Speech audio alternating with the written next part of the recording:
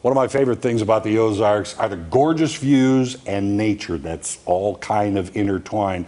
Luckily for us, we have some guests here today who know all about the beautiful, the beauty that is in nature.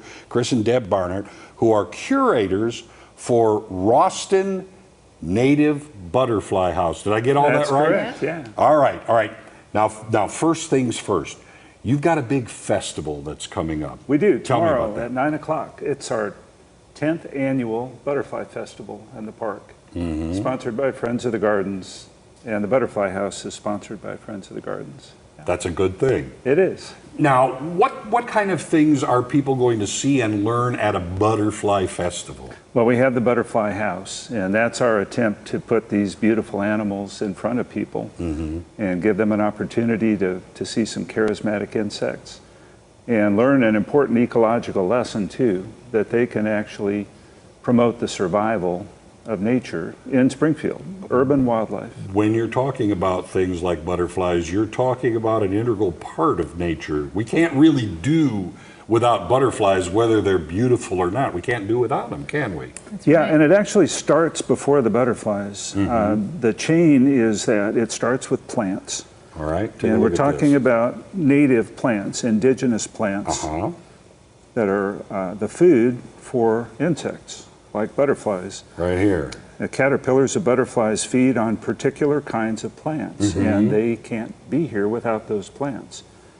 And the message that we're trying to get across is that people, when they're landscaping and gardening, they need to consider this.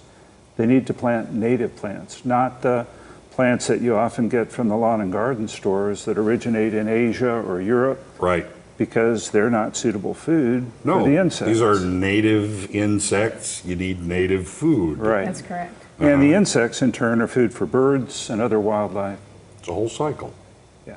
Now, it goes from there to over here, does it not? Yeah. The chrysalis. And our butterfly house is special because we don't just have butterflies, we've got the whole life cycle. This is the chrysalis stage that follows the caterpillar. And then, of course, we've got the adult insects, too, that everybody comes to see. Right here. And we brought some examples, not of butterflies, but of moths.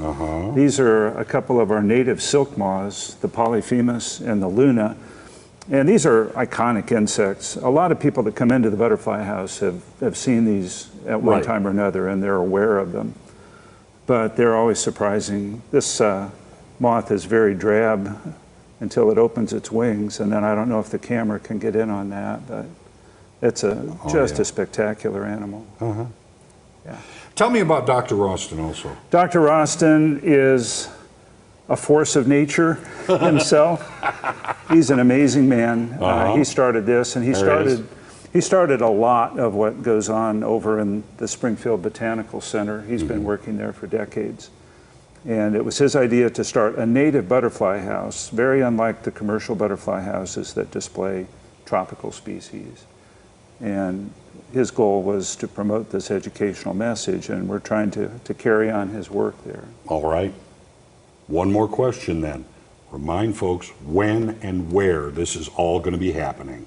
This is 2100 Scenic Avenue, the Springfield Botanical Center, we're calling it. It's just across from Horton Smith Golf Course. 9 o'clock tomorrow morning, and it runs until 4 o'clock. 3 o'clock. 3 o'clock. Well, we'll be there till 4. All right, 9 to 3. 9 to 3. All right, that 6-hour period, you're going to see the moths, the butterflies, all the different stages. Lots of other activities as well. It's all free of charge, and the Butterfly House is open every day of the week.